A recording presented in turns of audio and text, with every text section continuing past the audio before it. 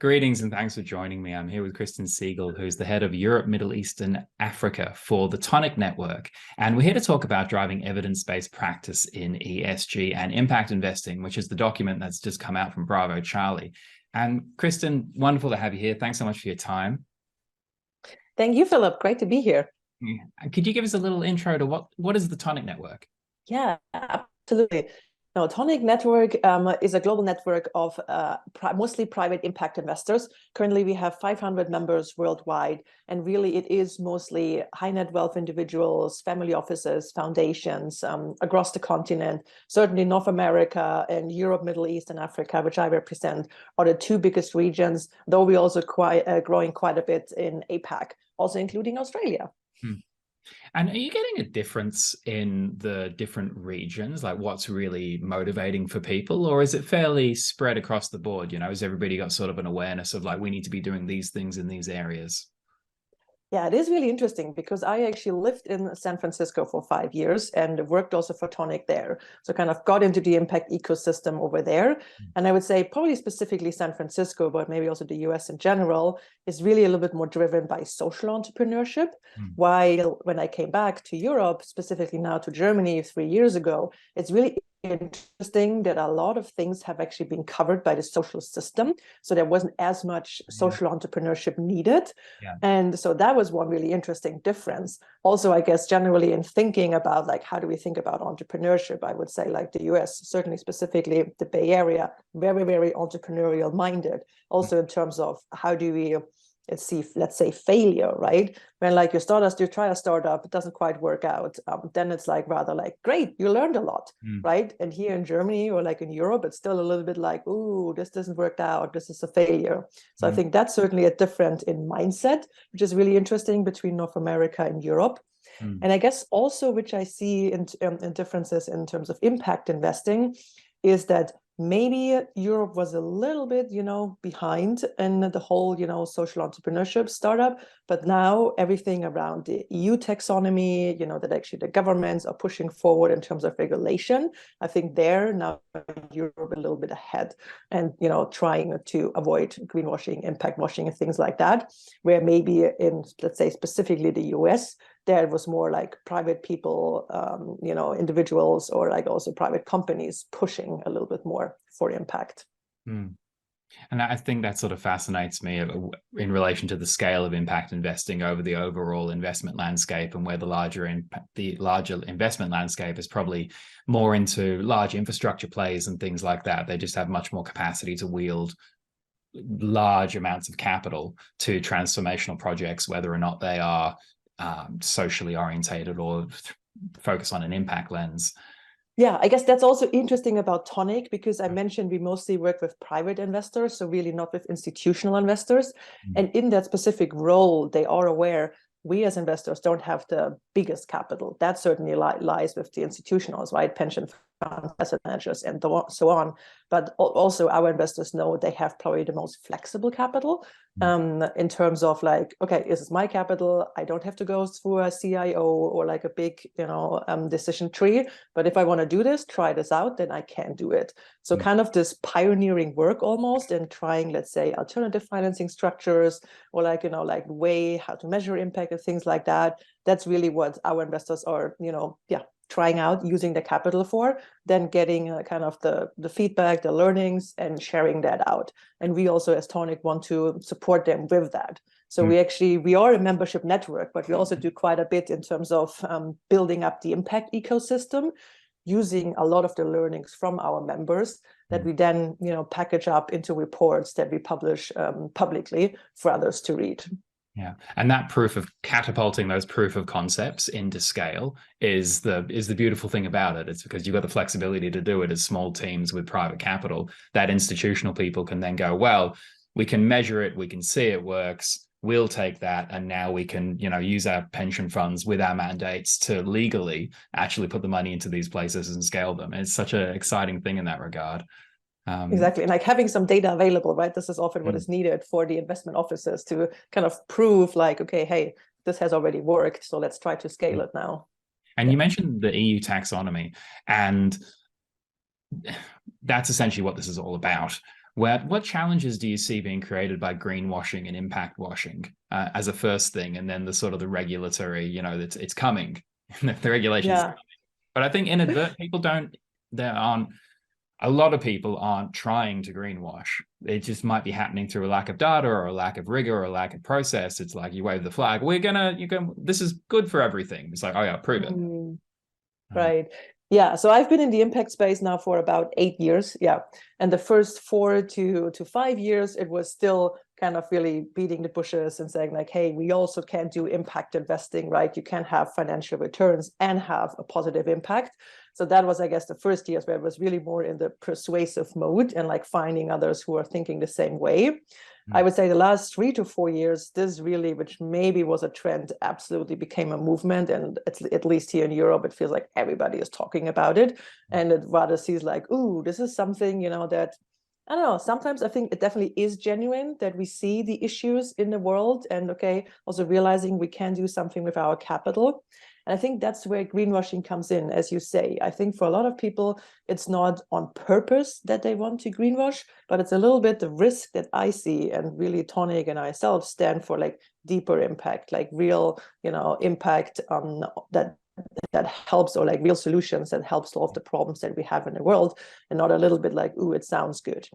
And maybe that, I guess, that is the biggest reason, or the biggest problem with greenwashing, that especially of investors who, maybe are not so much into, so deep in the issue and generally about impact investing, that then, they hear like, oh, great, I invested in a sustainable fund and, now I'm doing a lot of good.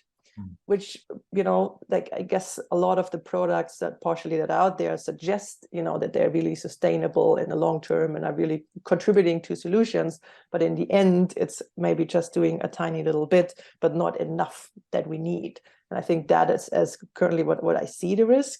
And well, my background is actually in banking. So I used to be a portfolio manager at a bank, and I still am in contact with some of my former colleagues, and also asset manager who like manage, bigger funds, be it ETFs or also mutual funds.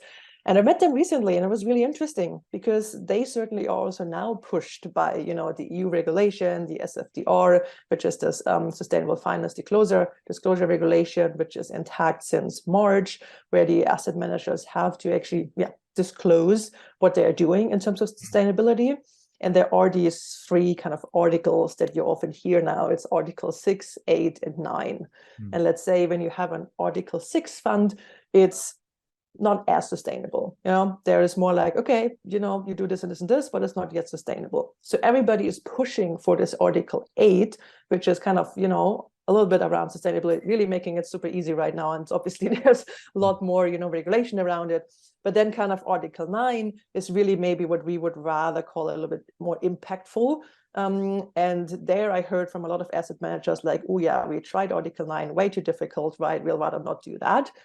But still, everybody is pushing for this Article 8. And also, something that maybe it to me feels like wouldn't actually fit into that, this Article 6 is not good enough, right? There is kind of maybe also this pressure from society, like, oh no, Article 6 funds, I don't invest anymore, right? I definitely want to do something in terms of sustainability, which I guess is a general good movement, but we're just not yet there, I guess, also to maybe have, all the products, or just also takes a little bit of transition time to adjust them. So now I guess, the asset managers are like, oh, we don't really want to greenwash, but somehow we also want to offer that. So it's kind of an interesting dynamic, I guess. Plus, then maybe you also do have a few people who maybe in the beginning weren't maybe quite as genuine about, general creating impact, and rather like, great, okay, we can fit it in here, right? It sounds good. It's a good marketing tool. Let's do that. So I guess that's what I see currently on the market. And at scale. I was talking earlier with an asset manager earlier this morning about the process of divestment, and simply, whilst there is, it's a good thing, arguably from a social license to operate, it moves it onto operators who may not be as ethically minded around acquiring assets that aren't having the best impact in the world. So it's a wicked problem to take the term, this idea that we're using money within the constraints of a capitalistic system built on growth to affect change that arguably has been created by that system in the first place.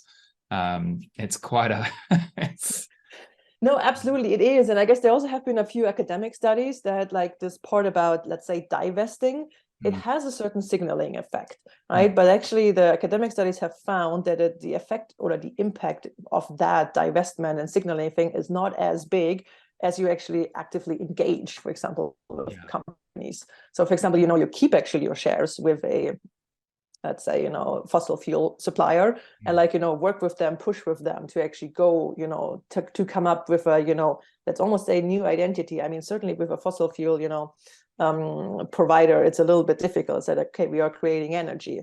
So in terms of like, we are an oil producer, you would need to move your whole mission around like, we're actually creating energy. It doesn't have to be oil, right? It can also be something else. So there's certainly that doesn't happen overnight. And there obviously also, these big corporations also need time and support in, starting their thinking and evolving their thinking towards like, okay, how can we as company potentially still, survive, but, provide something better for the world? Because certainly also maybe a tobacco company telling them like, you're actually not needed anymore. I mean, how's that gonna unfold? Yeah, that never does. People and directors aren't going to give up the legacy of their grandchildren because somebody's saying you should shut down because we don't agree with you. And they got us here in the first place. We've got the society we do because of these energy assets that have got us here to this level of technology and quality of life. So it is a wicked problem per se. And the argument for actually even bothering to measure things, I mean, if people have got money and they're out there creating impact in their hearts and in the faces of the people, their shareholders or their stakeholders who are, their lives improving through the businesses and the services that are being provided, do people even need to measure that or put in frameworks around it? Should they just not bother? Because I mean, the whole point of this paper really is to get people quickly up to speed with the massive amount of regulatory change coming across Europe, the UK, and Australia. And I even say in the title, evidence-based progress in ESG and impact investing, and they're fundamentally different things around single and double materiality. And one's, looking at risks to the business, and the other's looking at impact on a societal level. Like there's so much complexity here in what's going on. Why bother? No, absolutely. It is an interesting conversation that also we have a lot within the community, and certainly also that thinking is evolving quite a lot. I guess several thoughts. I mean, in terms of when you think about ESG, mostly, or like, let's say big capital, probably like you do need some data, right? When we get started, and I certainly got started more on the like, social entrepreneur side, where it was like, okay, maybe you also had a lot of storytelling, right? To see like, how have the lives of people improved, for example, who got access to education or, to basic services, things like that. There's still kind of ongoing the conversation, like, do we put too much on the entrepreneurs that they are, like, just measuring impact, but not actually doing their actual work anymore? So I guess there is really this conversation between the investor and the investee of saying, okay, what are you measuring maybe already, right? And if impact is inherent in your business model, then probably a general business KPI is already also an impact KPI. So where it, makes it easy. So I think there, investors are a little bit cautious to say like, yes, to measure it on the one hand side is important, but let's also not overdo it, that they can still also focusing on building their company. I guess on bigger companies, there it currently is where it feels like, well, you have a huge team, right? So it would be good if some resources you actually dedicate to measuring, like, what are you doing, or like what harm maybe are you also doing, where there maybe the, let's say, feel good stories are not good enough anymore. Because like saying like, well, it's nice that you have solar panels, maybe on your roof, and you recycle, your waste and things like that. So like, how you do your business, that's one part, but it's also about what you do, right? And like, what impact do you have with that? And I think this whole conversation is about also measuring scope 1, 2, and 3, and certainly scope 3 is super difficult, right? In terms of just focusing now on the greenhouse gas emissions. Obviously, there are way more impact metrics.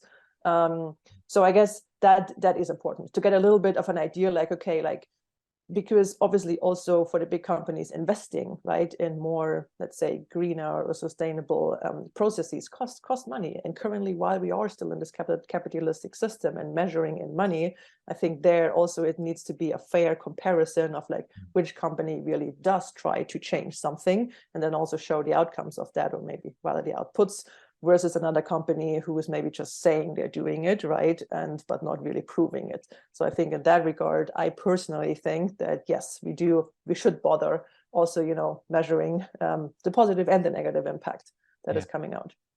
It was put to me during the initial research I was doing anecdotally that, if you don't have a theory of change, then you are greenwashing.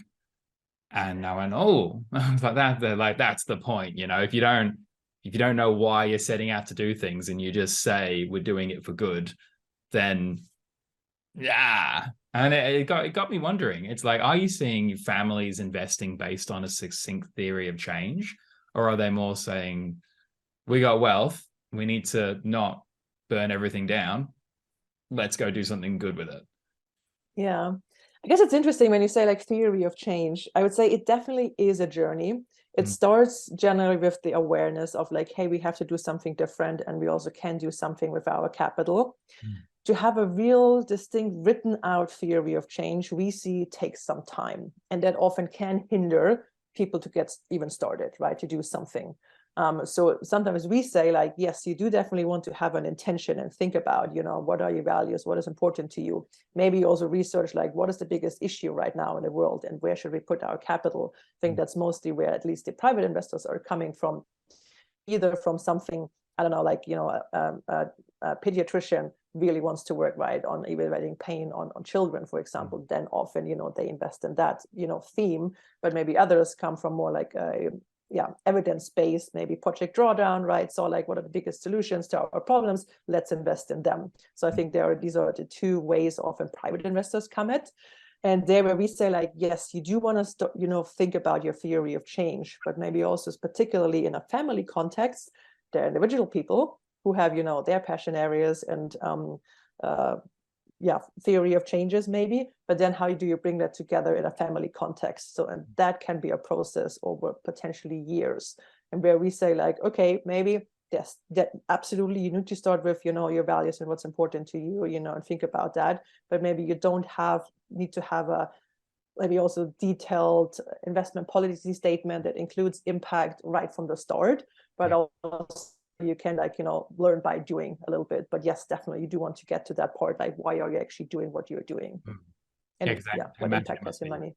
Extremely overwhelming to think that we've got to do something, and then the opportunity cost of spending 2 years doing something that potentially isn't as good as something else you could be doing. And it's that sort of and obviously the impact space is evolving quite rapidly, right? Something that was really impactful 3 years ago, maybe now there is something else, another product, right, that is better, and then we'll adapt. So that is maybe also for the traditional finance world really difficult to grasp, because it used to be those two metrics, return and risk, and now all of a sudden also with impact measurement we have different impact metrics. So obviously that is a little bit overwhelming to grasp. And what's your sphere of influence that you're measuring against? Is it individual, community, city, state, world, demographic, specific group? It's just huge. And how would you gauge their interest to measure their impact, and how are they going about it if they are? When you say they, who do you mean? So the families you work with, so they're on the journey, they're investing, they've gone like, right, we're going to do this, let's try that. Do they see measuring their impact as part of the course, and they're going for it and grabbing systems and trying it out? Or is it a bit like, oh, let's get some traction first? I think there also it varies depending on like maybe where they are in their journey. If they're just getting started, maybe this might be a little bit overwhelming. The ones who are a little further down the path may also see like, okay, this is actually important to do. So, let's, there are like over the last years, a bunch of movements or also projects. For example, the impact management project from the UK has really helped to come up a little bit with a standard where, like, especially private investors, those families really appreciate, using some of those standards and apply them to their own portfolio. While again, others are then cautioning of, especially when they work with entrepreneurs, of like, let's not overdo it, right? We can also measure like too much. So I guess in that regard, probably mostly with the entrepreneurs where they have a direct influence, they, try to push a little bit for impact. More on the ESG big corporations, I think there it is actually appreciated what the regulation is coming up with to, create a bigger data set. I mean, there's also data providers, right, that are collecting that now. So where also there, the private investors have realized, like, we don't have the capacity to do all that. And actually it is good that also this movement is going there, that there are, organizations and companies who are doing that for them. Yeah. So for people watching, what's the quick start guide to getting into this? Is it join Toniic, turn up to some member events, get in touch, we'll sort you out? Is that? No, absolutely. I think it's really, starting about thinking, like what is important to you, talking to peers, like, other impact investors definitely is a really good thing. That can be Toniic, that can be like Pimwimic in the Netherlands, Nexus, or The Impact. So there are several organizations out there. Find the one that fits for you, but definitely talking to others is really important. And then I guess also figuring out, do you want to do this alone? Do you want to do it with your family? Do you maybe want to do it with a financial advisor? Also a really important part if maybe you're not, so much into investing yourself. And then we always say, don't get discouraged, but also do, get started, maybe, tip your toe into the water with one investment that you try out. If it doesn't work out, that's okay. You definitely learn a lot by doing it. And what's something you've changed your mind about recently in relation to your role in this whole industry?